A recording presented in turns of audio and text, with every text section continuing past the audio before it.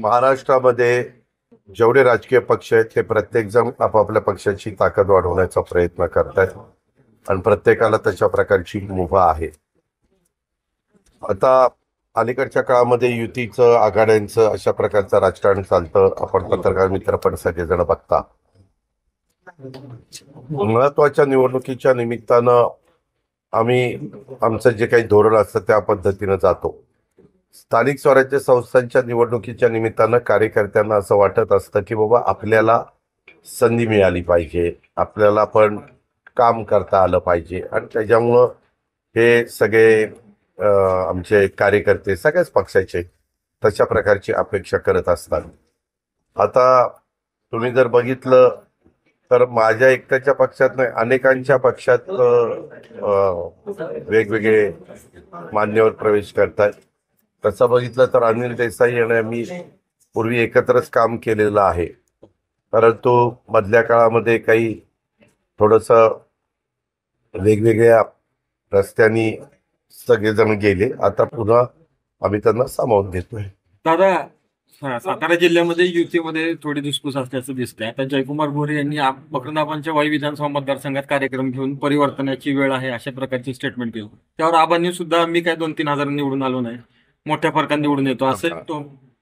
काय होतं, प्रत्येकाला बोलण्याची मुभा आहे, परंतु बोलत असताना जी काही आमची NDA आहे किंवा महायुती आहे त्याच्यावर कुठलाही काही अडचण येता कामा नये, परिणाम होता कामा नये, कार्यकर्त्यांना पण वेगळा संदेश जाता कामा नये याबद्दलची काळजी घ्यायची असते.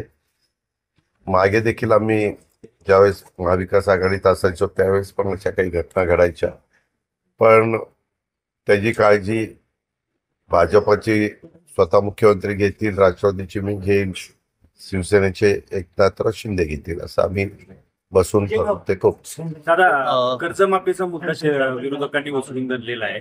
कर्जमाफी जर लवकरात लवकर घोषणा केली नाही तर आम्ही मोठं आंदोलन राज्यात उभारू असं म्हणतात. यामध्ये आम्ही कधीच कर्जमाफीपासून बाजूला गेलो नाही.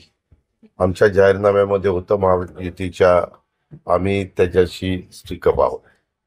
फक्त आम्ही एक कमिटी केलेली आहे, कारण उद्याच्याला साधारण एखादा निर्णय घ्यायचा म्हटलं तर त्याची अंमलबजावणी करत असताना आर्थिक पण सगळ्या बाबी तपासाव्या लागतात. मग तुम्ही म्हणाल मग निवडणुकीच्या आधी तुम्ही तपासत नव्हत्या का? निवडणुकीच्या काळामध्ये पत्रकार मित्रांनो, अनेक राजकीय पक्ष वेगवेगळ्या पद्धतीनं घोषणा करतात. आम्ही शेतकऱ्यांच्या बाजूचेच आहोत. आम्ही शेतकऱ्यांना कर्जमाफी देणार नाही असं कधीही म्हटलेलं नाही. योग्य वेळ आल्यानंतर आमची ती कमिटी आहे, ती कमिटी त्याच्याबद्दलची माहिती त्या बाबतीमध्ये देईल आणि साधारण आमचा बाकीचा पण जबाबदारी आहे, राज्य चालवण्याची जबाबदारी आहे. आम्ही आता एक प्रकारे शेतकऱ्यांना पण मला वाटतं केंद्राचे आणि राज्याचे मिळून 12,000 रुपये वर्षाला देतो. आम्ही 3, 5, 7.5 हॉर्सपॉवरची माफी केली, त्याला 20,000 कोटी रुपये राज्य सरकारच्या तिजोरीतनं आपण महावितरणला भरतो. तो एक फक्त ते जे इलेक्ट्रिक पंप चालवतात त्या शेतकऱ्यांना त्याचा बेनिफिट मिळतो. आज आम्ही आमच्या लाडक्या बहिणींना 1,500 रुपये महिना देतो. त्याच्यात पण आमच्या गरीब शेतकऱ्यांच्या घरातल्या महिला ज्या येतात त्यांना पण ते पैसे मिळतात. असे वेगवेगळ्या आम्ही घरकुलाच्या योजना देतो. वेगवेगळ्या शेतकऱ्यांचं एकंदरीत सावकाराच्या दारात त्याला जायला लागू नये म्हणून 0% व्याजाने आम्ही त्यांना पीक कर्ज देतो 3 लाखापर्यंत. सातारा जिल्हा बँक देते, कोल्हापूर देते, सांगली देते, पुणे देते.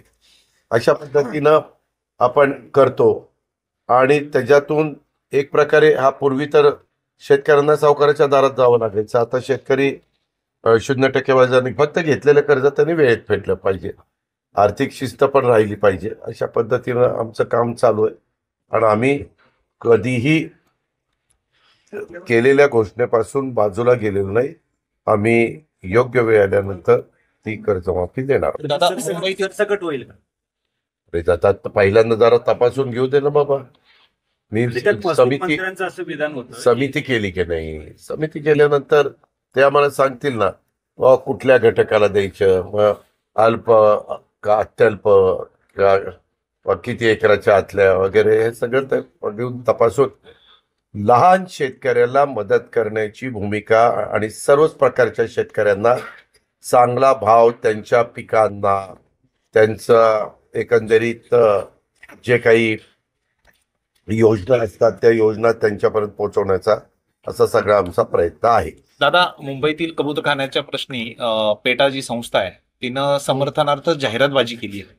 त्यांचं म्हणणं कबुतरांच्या जे काही कबूतरखाना आहे ते हटवलं जाऊ नये अशा पद्धतीचं आहे. हे बघा, तुमचं कुणाचं काही म्हणणं असलं तरी आपल्यामध्ये संविधानाने, कायद्याने, घटनेने सर्वोच्च न्यायालय हे अंतिम आहे. जेव्हा तुमच्या माझ्या काही जरी वेगवेगळी मतं असली तरी ती मतं आपण आपल्या वकिलामार्फत कोर्टाच्या समोर मांडली गेली पाहिजे आणि सर्वोच्च न्यायालय, हायकोर्ट हे त्याच्याबद्दलचा निर्णय देईल.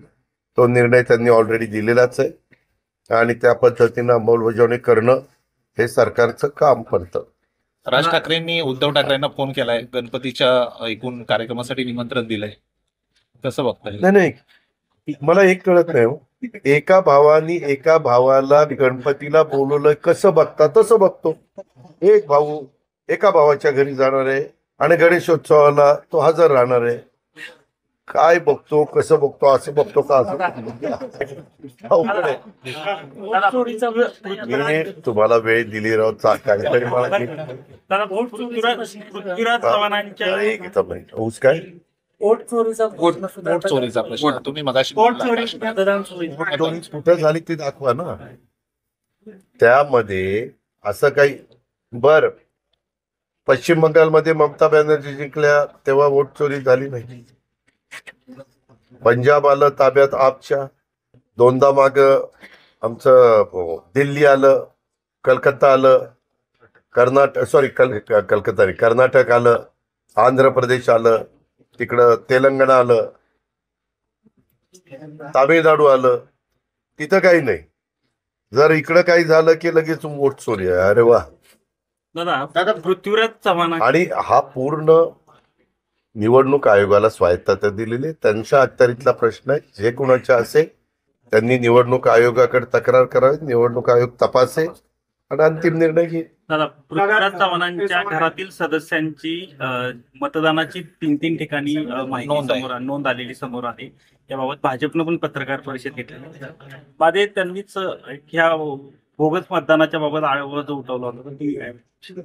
प्रत्येकाने आत्मचिंतन, आत्मपरीक्षण करावं आणि मग वक्तव्य करावं, एवढंच मी त्याबद्दल म्हणतो. मान भागामध्ये आता देसाई साहेबांनी सांगितल्याप्रमाणे या ठिकाणी थोडंसं दडपशाहीचं किंवा प्रशासनाचा दुरुपयोग करण्याचा प्रकार असा घडतोय, त्याची खंत सुद्धा त्यांनी व्यक्त केली. या आत्ताच्या पक्ष प्रवेशानंतर एकत्रित या सगळ्या प्रकाराकडे आपण कसं पद्धतीने लक्ष? आम्ही एवढंच बघतो, चांद्यापासून बांद्यापर्यंत महाराष्ट्रामध्ये कायदा सुव्यवस्था चांगली राहिली पाहिजे. कुणालाही कायदा हातात घेण्याचा कारण नाही आणि कुणी सत्तेचा वापर हा कुठंतरी इतरांना त्रास देण्याकरता करू नये. ते आपल्याला सगळ्यांना आपण न्याय दिला पाहिजे, ही माझी भूमिका. महाराष्ट्रातील ताज्या बातम्यांसाठी बघत रहा टाइम्स टुडे टीव्ही. सोबतच शेअर करा, सबस्क्राईब करा आणि बेल आयकॉन प्रेस करा.